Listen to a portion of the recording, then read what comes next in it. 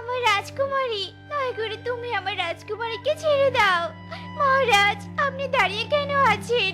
আমার মেয়েকে আমার কাছে ফিরিয়ে দিন মহারাজ, ফিরিয়ে দিন। মহারানী, আমি যে এখন নিরুপায়, তুমি আমাকে ক্ষমা করে দাও মহারানী। তবে আমি তোমাকে কথা দিচ্ছি, যে কোনো উপায়ে আমি আমার রাজকুমারীকে ফিরিয়ে আনবো। আমার মেয়ে, আমার মেয়ে। রাজা রানী দুজনেই তাদের মেয়ের জন্য চিৎকার করে কাঁদতে থাকে। এরপর রাজা কান্না থামিয়ে প্রহরীদের বলতে থাকে, প্রহরী, যাও ওই পেতনির আস্তানা খুঁজে বের করো, আর ওই পেতনিকে ঘায়েল করে আমার রাজকুমারীকে ফিরিয়ে নিয়ে এসো। যথাজ্ঞা মহারাজ। এরপর প্রহরীরা সবাই মিলে তলোয়ার ও তীরধনুক সহ আর অন্যান্য পাখি সব অস্ত্র নিয়ে বেরিয়ে পড়ে। তারা পুরো জঙ্গল তন্ন তন্ন করে খোঁজে, কিন্তু কোথাও তারা পেতনির আস্তানা খুঁজে পায় না।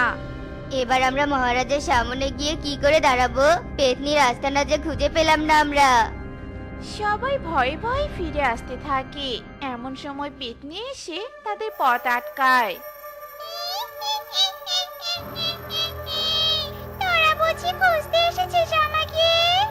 এই তো আমি, ধর আমায়। পেতনি, তুমি আমাদের রাজকুমারীকে এক্ষুনি ফিরিয়ে দাও বলছি। ফিরিয়ে দিব না। কি করবি তোরা আমার? আমরা এই তীর তোমার বুক ভেদ করে বের করব। মূর্খ পাখি, তোরা আবার কিচ্ছু করতে পারবি না। এই বলে পেতনি উচ্চস্বরে হাসতে থাকে, আর প্রহরীরা সবাই তীর ছুঁড়তে থাকে পেতনির দিকে।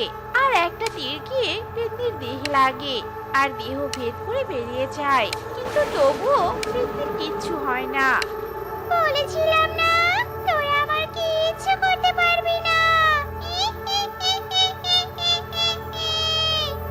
এই বলে পেতনি তার মুখ দিয়ে আগুন বের করতে থাকে, আর প্রতিটা আগুন গিয়ে প্রহরীদের উপর পড়ে। ও মা গো, ও বাবা গো, মরে গেলাম গো, মরে গেলাম। দৌড়াতে দৌড়াতে সামনে একটা পুকুর দেখতে পায়, আর সবাই নিজেদের প্রাণ বাঁচানোর জন্য সেই পুকুরে লাফ দেয়। আর এরপর যখন আগুন নিভে যায়, তখন সবাই জল থেকে উঠে সোজা প্রাসাদে চলে যায়, আর সব কথা রাজাকে খুলে বলে। সে কি কথা? কোনো সাধারণ অস্ত্র ওই পেতনির গায়ে আঘাত হচ্ছে না। এবার তাহলে আমি পেতনিকে কি করে পরাজিত করব, আর আমার রাজকুমারীকে কি করে ফিরিয়ে নিয়ে আসবো? হে সৃষ্টিকর্তা, সহায় হও।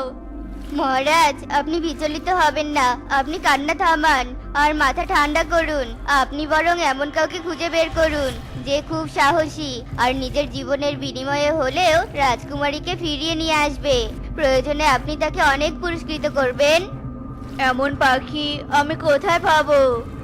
আপনি জঙ্গলে ঘোষণা করে দিন, অবশ্যই কাউকে না কাউকে পেয়ে যাবেন। তবে তোমরা তাই করো। রাজার আদেশ মতো প্রহরীরা জঙ্গলে ঘোষণা দেওয়ার জন্য বেরিয়ে পড়ে। তুই আমার আর চিকিৎসা করিস না রে মা, আমি হয়তো আর বাঁচবো না। একেই তো আমি তোর বিয়েটাও দিয়ে যেতে পারলাম না। এখন তুই যদি আমার পিছনে সব টাকাগুলো খরচ করে ফেলিস, তাহলে তুই তোর ভবিষ্যতের জন্য কি রাখবি বলতো? আহ মা, তোমাকে না কতবার বলেছি এসব কথা আর একদম বলবে না। তুমি আগে সুস্থ হও, তারপর অন্য কথা। এমন সময় টুনি রাজার প্রহরীর ঘোষণা শুনতে পায়। শুনুন শুনুন শুনুন, মহারাজের একমাত্র কন্যাকে পেতনি তুলে নিয়ে গেছে। যে ওই পেতনির সাথে মোকাবেলা করে রাজকন্যাকে ফিরিয়ে আনতে পারবে, মহারাজ তাকে পুরস্কৃত করবেন। শুনুন শুনুন শুনুন। মা, তুমি শুনলে? আমার জন্য কত ভালো একটা সুখবর এটা। আমি যাব মা, আর পেতনির সাথে মোকাবেলা করে রাজকুমারীকে ফিরিয়ে নিয়ে আসবো। কি বলছিস তুই? তুই একা ওই পেতনির সাথে কি করে লড়াই করবি? পেতনি তো তোকে গিলে খাবে। মা, তুমি আর একদম কোনো কথা বলবে না। আমি কাজে যাচ্ছি, আর ফিরে এসে তোমাকে নিয়ে ভালো কোনো ডাক্তারের কাছে যাব। না রে মা, তুই আমার কথা শোন। যাস না, তুই আমাকে ছেড়ে যাস না। টুনি মায়ের কোনো কথাই শোনে না, জোর করে রাজার কাছে যায়। তুমি যদি সত্যি আমার মেয়েকে এনে দিতে পারো, তাহলে তুমি যা চাইবে আমি তোমাকে তাই দিব। যথাজ্ঞা মহারাজ। এরপর টুনি পেতনির খোঁজে বেরিয়ে পড়ে আর উড়তে উড়তে পাহাড়ের সামনে গিয়ে দাঁড়ায়।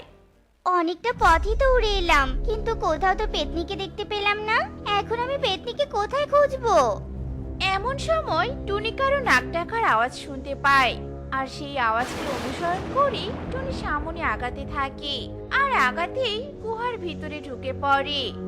ওরে পেতনি, আমি তোকে সারা জঙ্গল খুঁজে বেড়াচ্ছি, আর তুই কিনা এখানে পড়ে পড়ে ঘুমাচ্ছিস। এবার তোর ঘুমের কি করে দেখ। এই বলে যেই না টুনি পেতনিকে আক্রমণ করতে যাবে, তখনই পেতনি উঠে দাঁড়িয়ে পড়ে।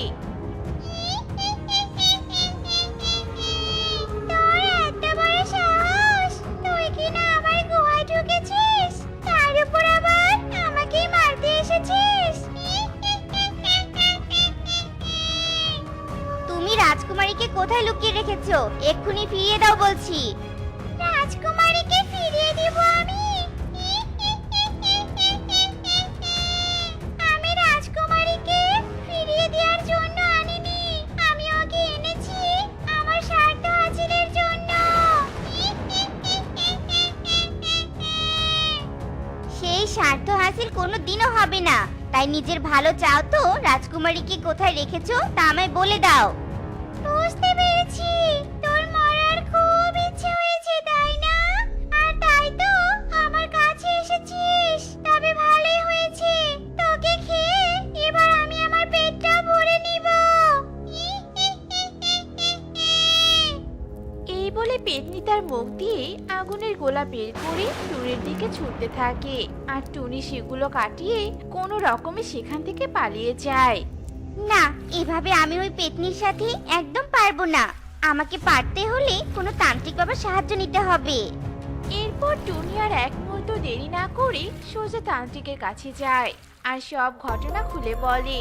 সব শুনে তান্ত্রিক বলতে থাকে, আমি এই আশঙ্কাটাই করেছিলাম যে একদিন না একদিন ওই পেতনি তার স্বার্থের জন্য রাজ্যে হামলা করেই ছাড়বে। কিন্তু এখানে কি এমন স্বার্থ আছে যার জন্য সে এমন করছে? ওই পেতনি বহুকাল থেকে তপস্যা করে আসছে নিজে অমর হবে বলে।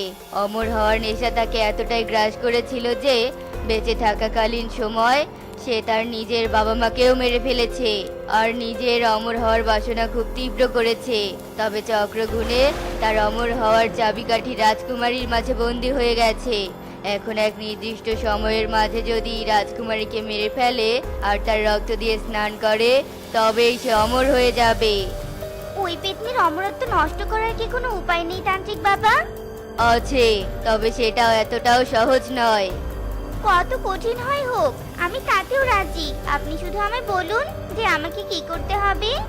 পাহাড়ের তলদেশ ঘিরে বয়ে গেছে এক বিশাল নদী, আর সেই নদীর ওপারে আছে 7 ছানার আপেল ঘর, আর সেই ঘরে আছে লাল টুকটুকে একটা আপেল, আর সেই আপেলেই ওই পেতনির প্রাণভোমরা বন্দি করা আছে।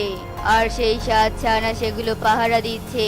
তুই যদি ওই 7 ছানাকে টপকিয়ে ওই লাল আপেলের কাছে গিয়ে আপেলটাকে কেটে ফেলতে পারিস, তবে ওই পেতনির পতন ঘটবে। ঠিক আছে বাবা, আমি তাই করব। এরপর টুনি উড়ে উড়ে সেই পাহাড়ের তলদেশ ঘেরা নদীর সামনে যায় আর উড়ে উড়ে নদী পার হয়ে সেই 7 ছানার আপেল ঘরের কাছে যায়। দাঁড়াও তুমি, এই ঘরে কিছুতেই যেতে পারবে না। আমরা যদি তোমাকে এই ঘরে প্রবেশ করতে দেই তাহলে ওই পেতনি আমাদেরকে প্রাণে মেরে ফেলবে। আর আমি যদি বলি যে আমাকে এই ঘরে প্রবেশ করতে দিলে তোমরা সারা জীবনের জন্য মুক্ত হয়ে যাবে, সত্যি তুমি আমাদের মুক্ত করবে? হ্যাঁ, সত্যি মুক্ত করব। আচ্ছা যাও তাহলে। 7 ছানা টুনিকে আপেল ঘরে ঢুকতে দেয়, আর টুনি ঢুকে সেই লাল আপেলকে দেখতে পায় আর কোনো কিছু চিন্তা না করে আপেলটা কেটে ফেলে, আর অমনি পেতনির পুরো শরীরে আগুন লেগে যায়। মরে গেলাম রে, মরে গেলাম। কে কে করলো আমার এত বড় ক্ষতি? কে করলো? পেতনির চোখের পলকেই পুরো ছাই হয়ে যায়। তোমাদের সবাইকে অনেক ধন্যবাদ। যাও এবার তোমরা মুক্ত।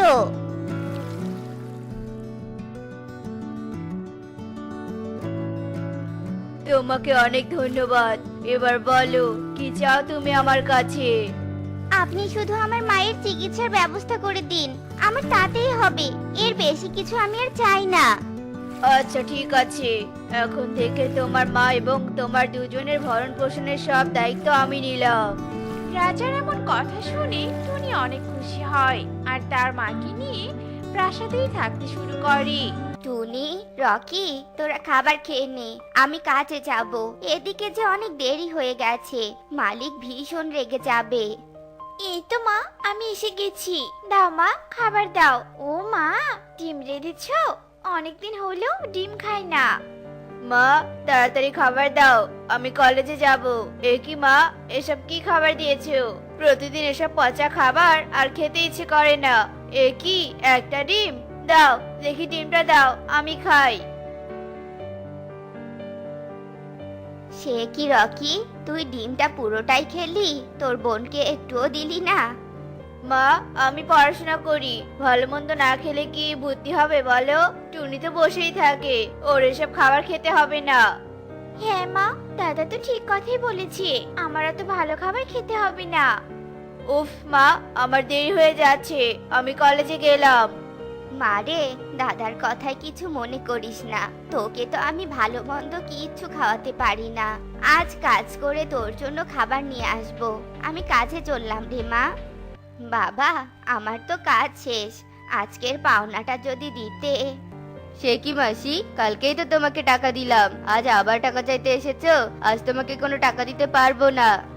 কিন্তু বাবা, আমার যে টাকাটা বড্ড প্রয়োজন।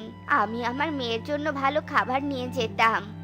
আরে মাসি, খাবারই পাও না, আবার ভালো ভালো খাবারের স্বপ্ন দেখো? যাও যাও বলছি এখান থেকে, যত সব। কি রে বাবা, তোর মন খারাপ কেন? কি হয়েছে তোর, বল আমাকে। তোমাদের বলে কি লাভ বলো? তোমরা কি আমার মন খারাপের কারণ বুঝবে? এ কি রে দাদা, তুই মায়ের সাথে এভাবে কেন কথা বলছিস? কি হয়েছে তোর, বল। শুনবি শুনবি তোরা? শোন তবে, কলেজে আমার ফাইনাল পরীক্ষা শুরু হবে আর তার জন্য অনেক টাকার প্রয়োজন। এই পরীক্ষা দিতে না পারলে আমার চাকরি কখনো হবে না। কি, এ তো অনেক টাকা। এত টাকা আমি কোথায় পাবো? তোদের খাওয়াতে পড়াতেই তো আমার টানাপোড়েন চলছে। টাকার ব্যবস্থা আমি কোথা থেকে করব বল?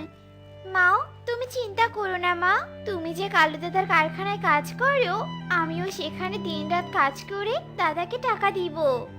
কিন্তু টুনি। কোনো কিন্তু না মা, আমি কাজ করতে পারবো। এরপর টুনি আর মিনু কালুর কাছে অগ্রিম টাকা নিয়ে রকিকে দেয় আর রকি ভালোই ভালোই পরীক্ষা দেয়। এদিকে টুনি আর তার মা সারা দিন রাত কালুর কারখানায় কাজ করতে থাকে। এই টুনি, এই বসে কি করছিস? হ্যাঁ, যা কাজ কর গিয়ে। ভুলে গেছিস তোরা আমার কাছে অগ্রিম টাকা নিয়েছিস? আসলে কালু দাদা, কাজ করতে করতে হাঁপিয়ে গেছি গো, তাই একটু বিশ্রাম নিচ্ছিলাম। রকি সাহেব, রকি সাহেব বাড়িতে আছেন? কে কে ডাকছে? কে ডাকছে দাদাকে? আমি ডাক পিয়ন গো। রকি সাহেবের অ্যাপয়েন্টমেন্ট লেটার এসেছে। শহরে এক বড় অফিসে রকি সাহেবের চাকরি হয়ে গেছে। ইয়াহু, আমার চাকরি হয়েছে।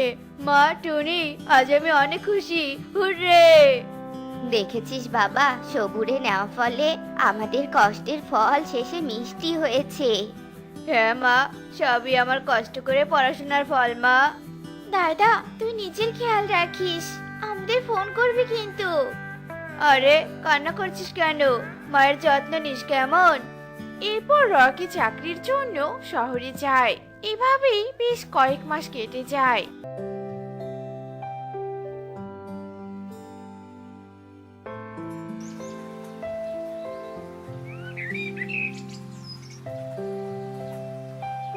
রকি শহরের বন্ধু বান্ধবী পেয়ে মা বোনকে ভুলেই যায়। এদিকে টুনি আর মিনু রকির সাথে কথা বলতে না পেরে ভীষণ চিন্তায় পড়ে যায়। মা, দাদা কি আমাদের ভুলে গেছে? কতদিন হয়ে গেল দাদা আমাদের দেখতেও আসছে না। দাদাকে আমার দেখতে খুব ইচ্ছে করছে মা, খুব ইচ্ছে করছে। কাঁদিস না মা, কাঁদিস না, তোর দাদা নিশ্চয়ই ব্যস্ত আছে।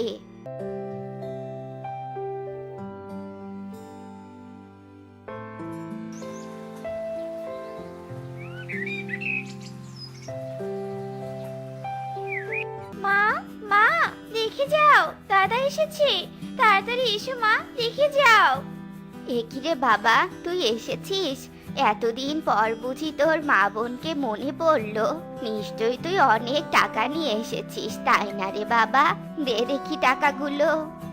ইস মা, বিরক্ত করো না তো। এতদিন পর আসলাম আর এমনি তুমি টাকা টাকা শুরু করলে। এর জন্যই তো আমি বাড়িতে আসতে চাই না। জানো শহরে কত খরচ, মাস শেষে একটা টাকারও মুখ দেখি না। আচ্ছা ঠিক আছে দাদা, তোর মায়ের কথায় কিছু মনে করিস না। যা, তুই হাত মুখ ধুয়ে আয়, আমি তোকে খেতে দিচ্ছি। হ্যালো রকি, তুমি কোথায় গেছো বলো তো? আমি যে তোমাকে খুব মিস করছি। Miss you Rocky. আরে মুন্নি, আর বলো না। অফিসের ছুটিতে এক জায়গায় এসে আটকা পড়ে গেছি। কালই আমি আসবো গো। Miss you too Munni. মা, মা, কোথায় তুমি? আমি শহরে চললাম মা। সে কি বাবা, তুই তো কালই আসলি, এত তাড়াতাড়ি তোর ছুটি শেষ বুঝি? আর কয়েকটা দিন থাক না বাবা, তোকে ছাড়া আমার একদম ভালো লাগে না। ইস মা, এই গ্রাম্য জঙ্গলে আমার দম বন্ধ হয়ে আসছে। এখানে আমার একদম ভালো লাগছে না মা। আর শহরে আমার কত বন্ধু, ওখানে আমার ভালো লাগে মা। কি বললি তুই? ছোট থেকে আমি তোকে কোলে পিঠে করে বড় করে তুললাম, এখন বন্ধু তোর কাছে বড় হয়ে গেল? দাদা, আমিও তোর সাথে শহরে যাব। আমি কখনো শহর দেখিনি রে, আমাকে নিয়ে চল না রে দাদা। কি, তোকে নিয়ে যাব শহরে? হা, হা, হা, হা, হা। একবার নিজেকে দেখেছিস? তোকে নিয়ে গেলে আমার মান সম্মান সব শেষ হয়ে যাবে। আমাকে আর বাধা দিস না তো, আমি চললাম মা। মা, দাদা আমাকে এসব কি বললো? দাদা আমাদের কত বড় করে দিয়েছে মা, আমাদের জন্য কি না ওর মান সম্মান চলে যাবে? কাঁদিস না রে মা, আমাদের এত কষ্ট ত্যাগের বিনিময়ে রকিকে পড়াশোনা করিয়েছি। আমার ছেলে তার মূল্য দিল না। দেখিস, ও একদিন ঠিক ওর ভুল বুঝতে পারবে। এভাবেই দেখতে দেখতে কেটে যায় বেশ কয়েকদিন।